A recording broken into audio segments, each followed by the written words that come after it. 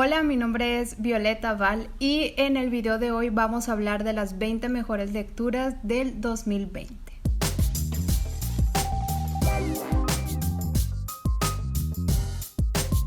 Finalmente el 2020 acabó y hablando en términos de lecturas, la verdad es que el 2020 fue un año demasiado positivo.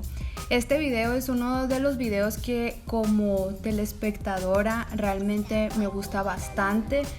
Los booktubers que sigo siempre estoy esperando cuando se acaba el año saber cuáles fueron las mejores lecturas, así que esta vez pues lo voy a hacer. Y pensé en hacer 10, después 5, porque mi top 5 es el que tengo más claridad que esos fueron los 5 libros que más me gustaron. Pero como es 2020 dije, ¿por qué no 20 lecturas? Antes de entrar de lleno a esas 20 lecturas, como buena morra de los plumones que soy, vamos a hablar de 2020 en términos de números. ¿Cuántos libros leí? ¿De qué género o en qué idioma? Bueno, para empezar, pues fue el año más positivo, es el año que más he leído en mi vida. Leí 54 libros, lo más que había leído habían sido 33 libros. Y pues este fue demasiado positivo, no solamente por la situación de estar en casa la mayoría del tiempo, sino porque también de manera totalmente consciente me di cuenta que el 2019 había leído muy poco. Y creo que había una cierta relación entre mi estado emocional y la poca lectura que tuve durante ese año. Entonces, una de las cosas que me propuse para 2020 y que fue la que cumplí era agarrar de nuevo, tener un ritmo de lectura y hacer de eso realmente un hábito.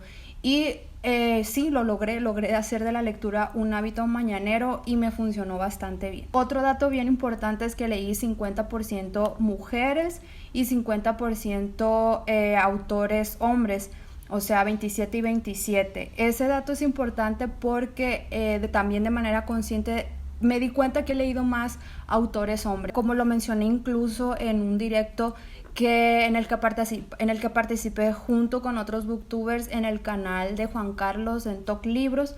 Yo soy un ejemplo de que las estrategias o todas estas como esfuerzos de dar a conocer el trabajo de autoras mujeres realmente funciona. El otro es idioma de lectura.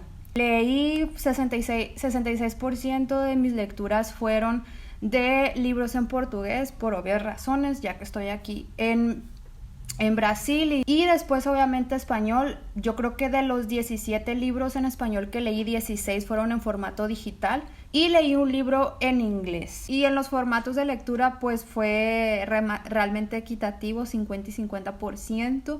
Creo que es el año que más he leído en formato físico porque en sí todos los libros que leí a excepción de uno en español pues fueron en este formato, entre utilizar el Kindle, entre Bookmate, que descubrí Bookmate y que me encantó. Géneros.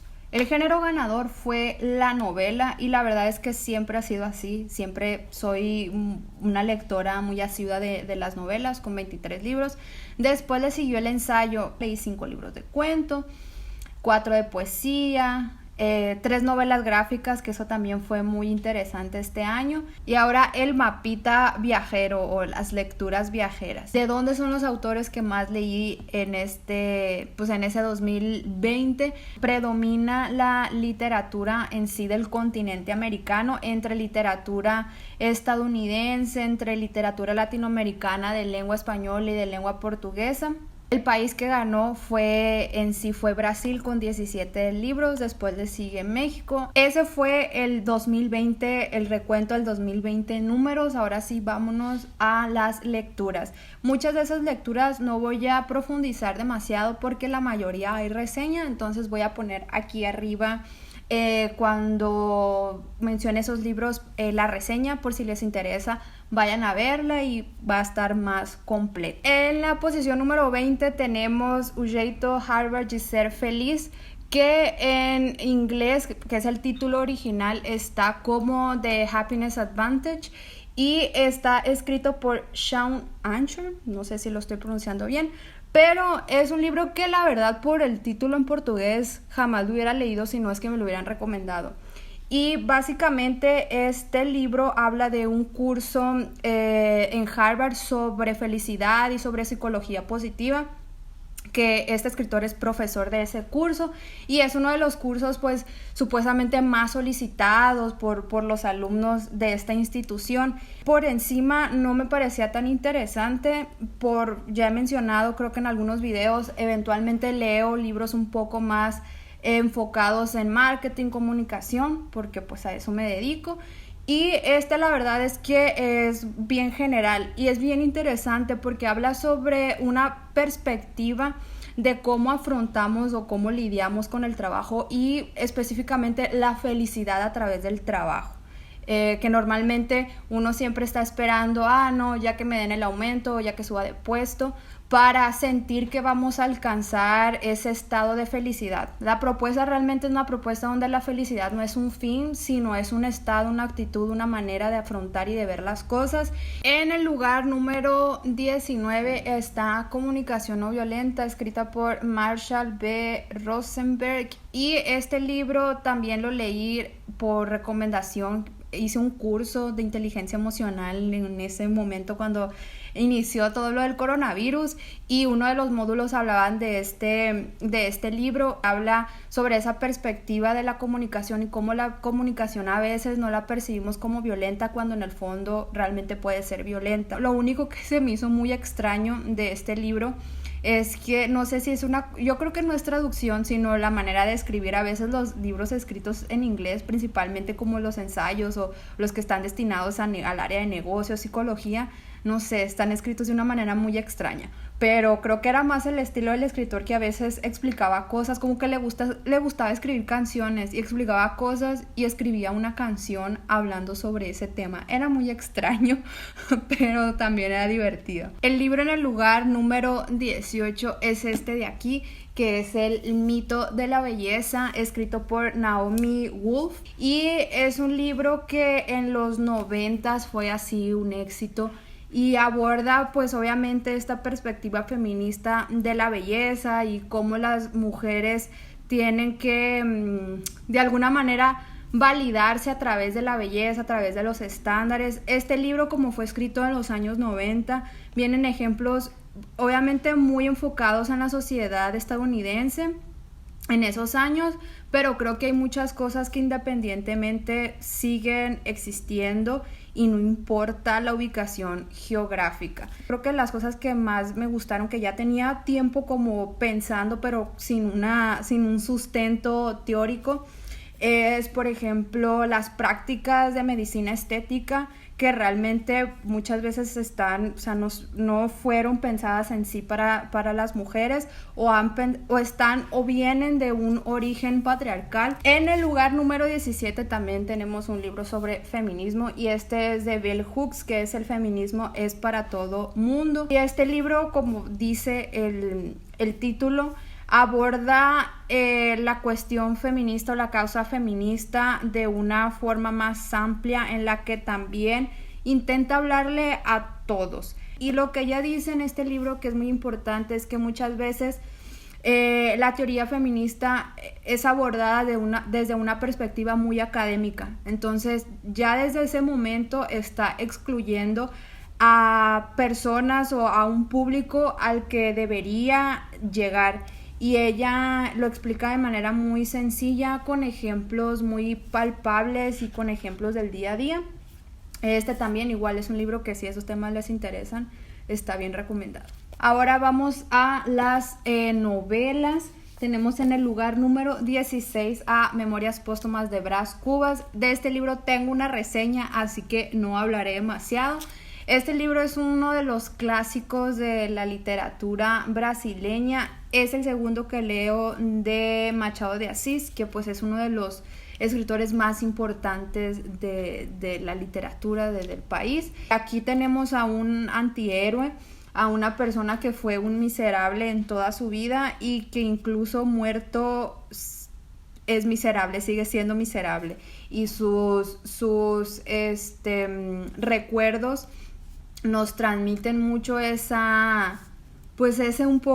sinsentido de la vida, y de una forma muy divertida, tiene una escrita demasiado divertida. En el lugar número 15 está este libro de cuentos de Ligia Fagundes Telles que se llama Antes Ugali Vergi. Este es un libro que leí ahora, yo creo que en diciembre, así fue de mis últimas lecturas, y lo disfruté mucho. Nunca había leído a esta autora brasileña. Estuve buscando si había una traducción específica de este cuento español y creo que no encontré, pero si ustedes saben, déjenlo aquí en los comentarios. Una cosa que creo que va a ser muy positiva es que creo que el Fondo de Cultura Económica va a hacer una traducción de algunos cuentos, probablemente algunos de los cuentos de este libro.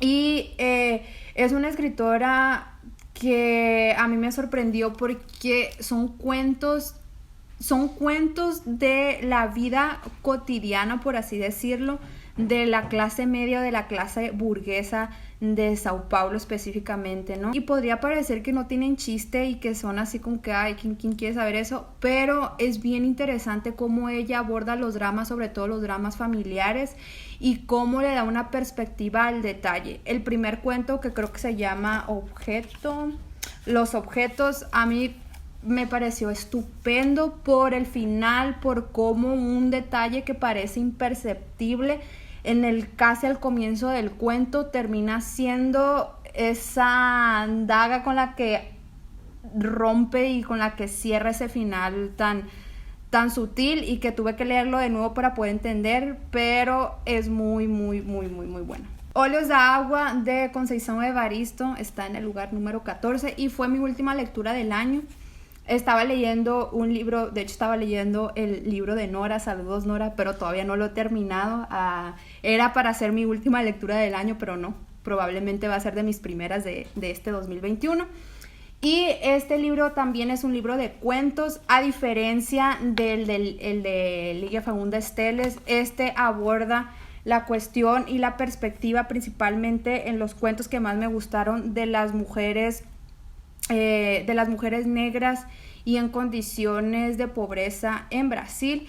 Son cuentos súper brutales, son cuentos que no se fijan tanto en el detalle, sino en las emociones y en esa búsqueda por la libertad del propio cuerpo, por la libertad del destino, por la libertad de las personas de las que estas mujeres tienen que cuidar, a veces a veces por una imposición, a veces por un deseo, y cómo estas relaciones pueden ser tormentosas, difíciles, pero siempre hay una visión de dignidad, incluso en condiciones que creo que otros autores tratarían a esas mujeres como que no son dignas, ¿no? de ese respeto o de admirar esa fuerza. Igual también estuve buscando si hay traducción de estos cuentos en español y no encontré.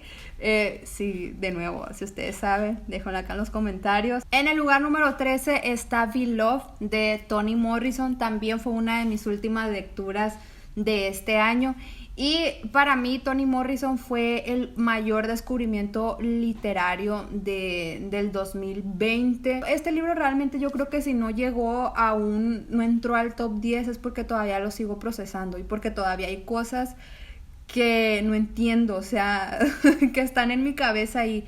Pero una cosa que yo creo que con este tipo de libros principalmente, uno no sabe de su valor hasta que pasa el tiempo, porque esas historias siguen revoloteando en nuestra cabeza, aparecen, podemos unir cabos sueltos, no de la historia, sino de nuestro propio entendimiento del mundo que esos autores plantean en esos libros. En este libro, pues Toni Morrison aborda y toma se basa en un hecho histórico real, pero lo pasa a ese mundo literario en el que una mujer, una esclava, huye y en ese proceso, en esa huida, mata a una de sus hijas. Esa hija se convierte en un fantasma que de alguna manera la atormenta y es como si viviera en una casa embrujada, y es toda esta cuestión, estas interacciones y es una historia súper fuerte. Creo que tiene un poder de imaginación también muy grande,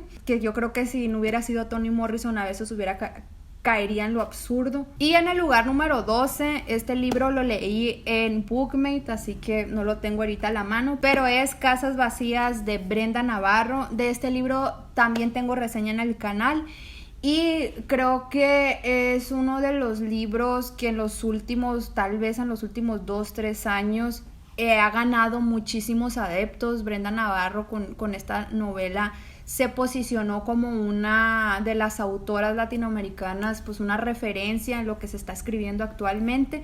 Y en este libro, que por encima podría leerse como un libro sobre maternidades, tanto la deseada como las no deseadas, realmente es una historia sobre ausencia, sobre las personas que desaparecen sin más, y sobre este dolor que también la situación de violencia que se vive en México ha propiciado. Es un libro fuertísimo también, con escenas ahí que todavía también las tengo súper marcadas y que vale la pena. Es un libro también muy muy corto y voy a dejar aquí la reseña por si quieren saber más de él. Y en el lugar número 11 está una historieta, un cómic, que es Fun Home de Alison Bechdel. Este libro también tiene reseña. Este libro también me dejó y me tiene todavía pensando. Realmente nunca había leído cómic como historietas, y me gustó muchísimo la experiencia. Entonces fui buscando. También quise algo que abordara, por ejemplo, la temática LGBT. Y este libro, pues aunque la aborda, para mí no fue como que lo más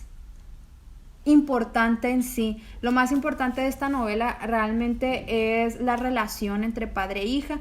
En esa historieta, que es autobiográfica, Alison Bechdel, ella cuenta sobre cómo ella va descubriendo su sexualidad, pero lo más importante, cómo es su relación con su padre. Después ella descubre ciertas cosas que todavía no dificultarían más la relación con su padre, pero sí la harían un poco demasiado particular. A mí en particular, que las relaciones o los vínculos familiares, a mí es un tema que literariamente me parece demasiado interesante. Este libro pues es también muy bueno para quienes tengan ese interés literario. Ahora, en el top 10, en el lugar número 10, tenemos a Estío y otros cuentos de Inés Arredondo, que ese también lo leí en formato digital, en Bookmate.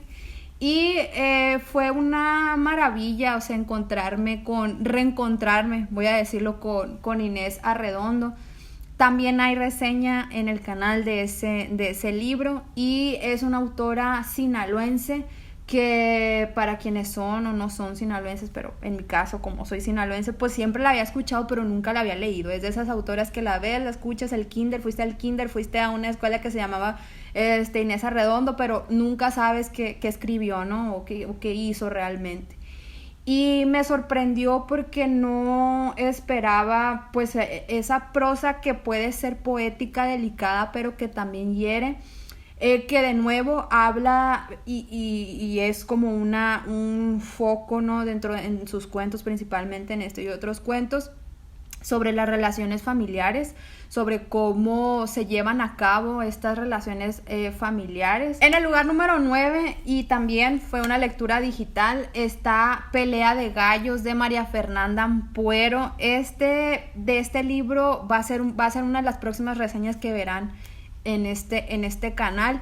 Y María Fernanda Ampuero es una escritora, es una periodista, es docente, también tuvo la oportunidad de ejercer un cargo público en Ecuador, y es una también de las revelaciones o de las escritoras que están poniendo en alto la literatura latinoamericana, y no es para menos. La verdad, es un libro de cuentos que también son temas, de nuevo va a aparecer, y yo creo que muchos de los libros que están aquí, ¿no? Porque es un tema que literariamente me parece muy interesante, sobre las dinámicas familiares, pero específicamente las dinámicas familiares y ahí lo voy a decir, ¿no? En un contexto totalmente latinoamericano.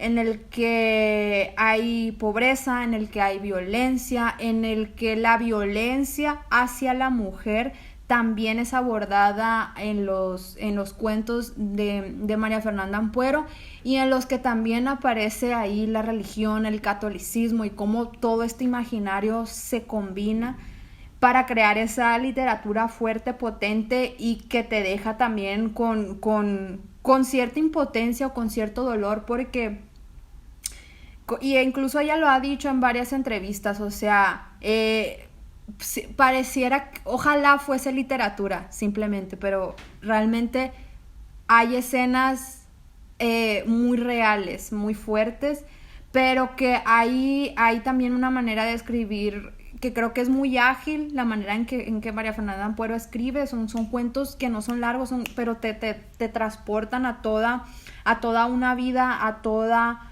una manera de ser, de pensar, de sentir, de ver el mundo, y que te dejan ahí sin aire. Y tenemos a Nieve de Orhan Pamuk en el lugar número 8. Este libro también tiene su reseña aquí en el canal. A mí Orhan Pamuk me encanta. En Nieve vamos a conocer la historia de un poeta que después de mucho tiempo de exilio en Alemania regresa a Turquía tras la muerte de su mamá por causa del asistir al velorio, y él encuentra pues una Turquía totalmente diferente a la que él dejó, y a partir de esto él se entera de que en un pueblo cercano que se llama Kars está sucediendo algo muy extraño. Van a ser las elecciones, pero hay como una epidemia de suicidios de mujeres.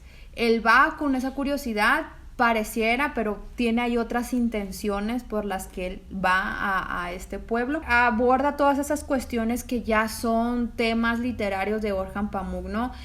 Toda esta cuestión de la identidad, de Oriente, de Occidente, de Turquía, del Islam. En el lugar número 7 tenemos a Temporada de huracanes de Fernanda Melchor. Este libro lo leímos dos amigas y yo, que fue parte de mis lecturas de septiembre, como para festejar de manera simbólica el mes patrio, el mes de la independencia de México.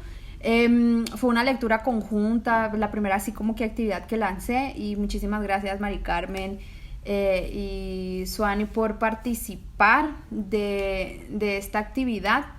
Y bueno, Fernanda Melchor, yo creo que ya quienes lean y quienes estén por dentro de la literatura latinoamericana contemporánea, actual, pues ya es un nombre súper familiar. La historia de este libro comienza cuando un grupo de niños encuentra un cadáver en un canal, el cadáver de una mujer, y después vamos a conocer quién fue esa mujer y cómo y quién la asesinó, las personas que estuvieron relacionadas. Es una historia que obviamente se sitúa pues en un México contemporáneo violento, donde la violencia no es solamente esa violencia física y violencia ocasionada por el narcotráfico, sino también la violencia hacia las identidades y a la diversidad de género.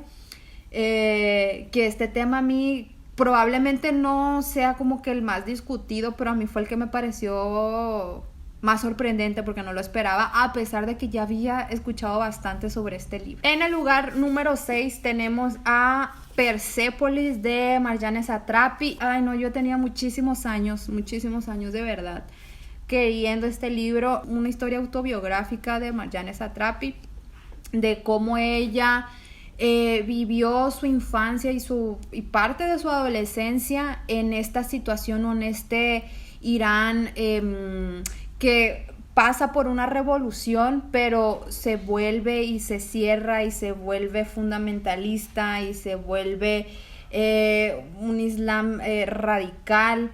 Es un libro que te da esa perspectiva de ella, o sea, la personal de cómo ella la vivió, pero también te adentra un poco a la historia de Irán. También tengo reseña en el canal, así que sí, vayan a verla, de verdad. Este libro es muy bueno.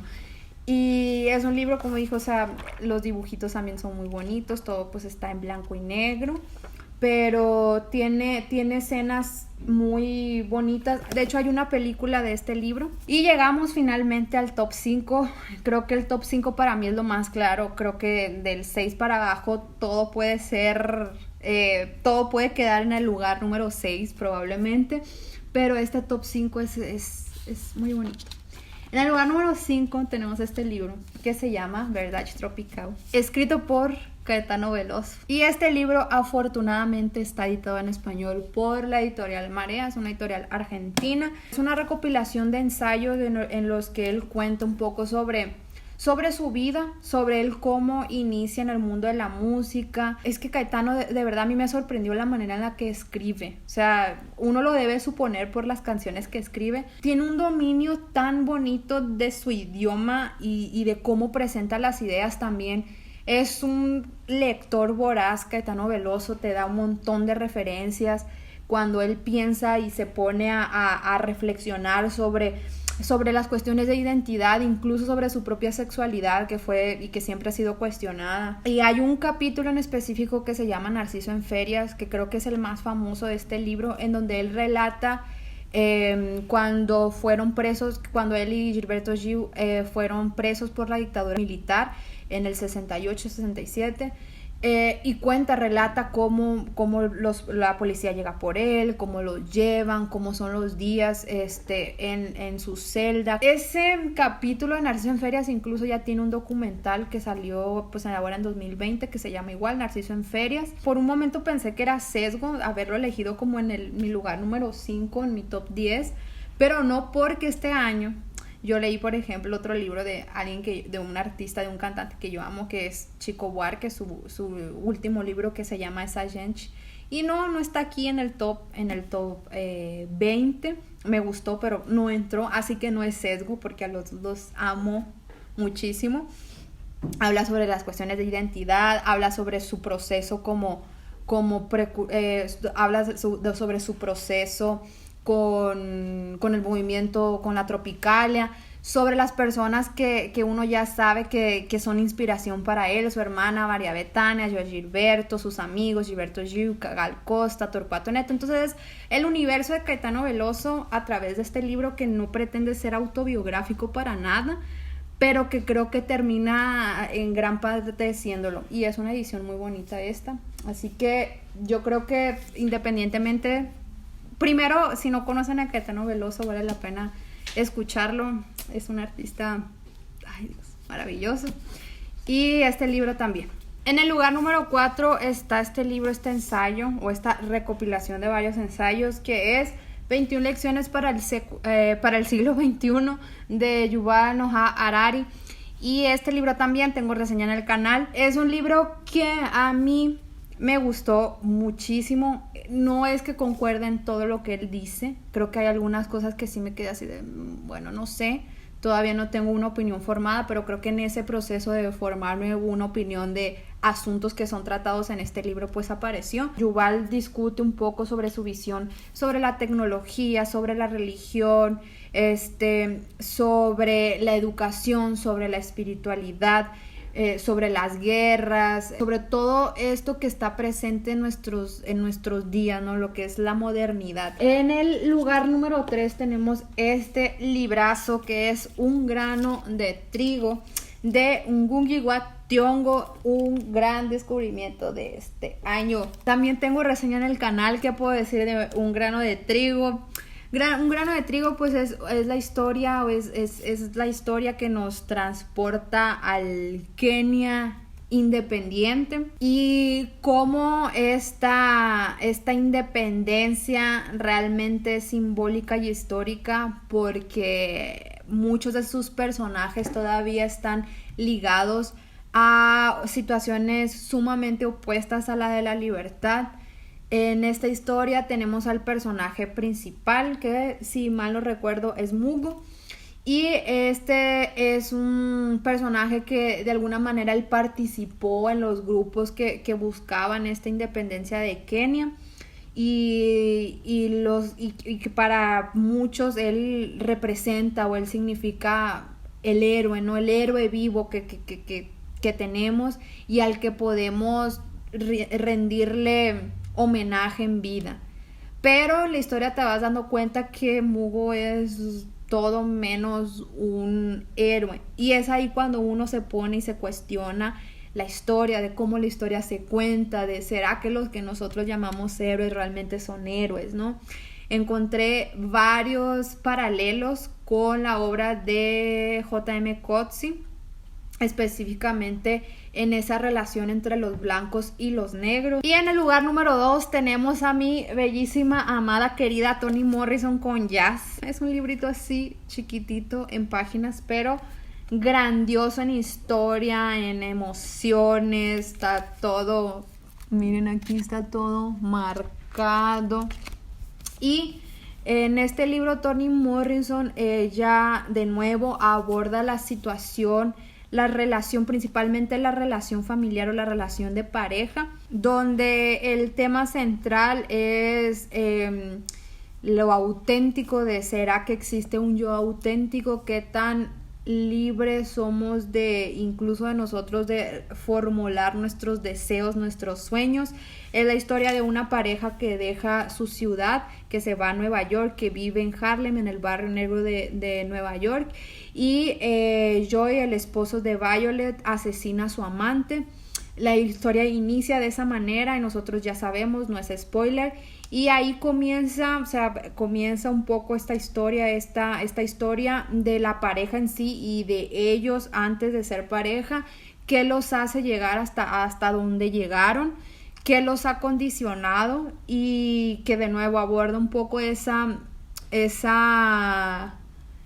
cuestión de que pues como seres humanos no estamos libres de influencia, ¿no? Ni en lo más recóndito de nuestra alma tal vez podemos llamar algo de nuestro. Y ahora sí, el primerísimo lugar, este libro de aquí, que tiene esto de acá, que es Grand Sertão Veredas, de João Guimarães Rosa. También tiene reseña en el canal. Creo que lo primero que debo decir de este libro es que se merece tener, se merece tener el foco que tiene un libro como Pedro Páramo, como 100 años de soledad, como, a ver, ¿qué te gusta? ¿Cuál es? Fiesta del Chivo de Vargas Llosa, no sé, o sea, él se merece realmente estar dentro del foco de esto. También es literatura latinoamericana, escrita en portugués, pero ahí te va. Es un libro de verdad muy latinoamericano, muy universal al mismo tiempo. En este libro se cuenta la historia de Riobaldo, un jagunzo, que él cuenta su historia, ¿no? De cómo él entró a ese mundo, ¿no? De los pistoleros, y qué lo llevó ahí, qué pasó, el momento en el que se encuentra con Diadorín, que va a ser el amor de su vida. El final es fantástico, yo creo que es el mejor final que he leído en mi vida. Y este libro retoma el mito del pacto fáustico, ¿no? Del pacto con el diablo. Aquí vemos un pacto fáustico con el diablo. Creo que no es así lo más relevante. Para la historia lo es, pero para mí no fue así como lo más importante. Para mí creo que toda esta situación de los encuentros y los reencuentros con las personas, de cómo esas personas se tornan esas veredas por las que uno va andando su destino, de cómo esas personas interfieren de maneras positivas, de maneras negativas en nuestro destino, de cómo concebimos la historia a través de nuestra propia historia. En la reseña yo menciono que cuando yo lo leí yo encontré muchísimos paralelos con Pedro Páramo, y es que realmente lo reafirmo, encontré muchísimos. Una cosa que también dije en la reseña es que yo desconocía si Juan Rulfo y Guimarães se conocían, porque realmente hay muchas cosas en común en este libro, y después investigué y sí, se conocían, intercambiaban cartas. João Guimarães Rosa visitó México, Juan Rulfo lo llevó, lo paseó ahí. Este libro está editado en español, de hecho hay una versión ahí de gratis en PDF de una editora venezolana. También está otra que es editora, que es una editora argentina que se llama Adriana Hidalgo Editora. Me da mucha alegría haberlo leído, haberme topado con este libro. Yo no puedo decir que lo entendí en su totalidad porque es complicado. Es un libro que utiliza mucho la oralidad, cosa que también Juan Rulfo hacía, ¿no? De escribir como se escucha. De verdad me gustaría que tuviera muchísima más visibilidad dentro de las obras que conocemos como literatura latinoamericana, ¿no? Porque está mira, ahí, o sea, librazo, de verdad. Entonces, si tienen oportunidad, si les interesa conocer más del libro, los invito a ver la reseña. La hice en portugués, me arriesgué. Tiene subtítulos en español y si se animan, léanlo, buscan las ediciones. Y bueno, esas fueron mis 20 mejores lecturas del 2020. Espero que alguno de estos títulos les haya parecido mínimamente interesante, que se animen a leerlos y que me comenten aquí cuáles fueron sus mejores libros, los libros que más les gustaron durante este año. Muchísimas gracias por ver este video. Nos seguiremos viendo en los próximos. Até mais.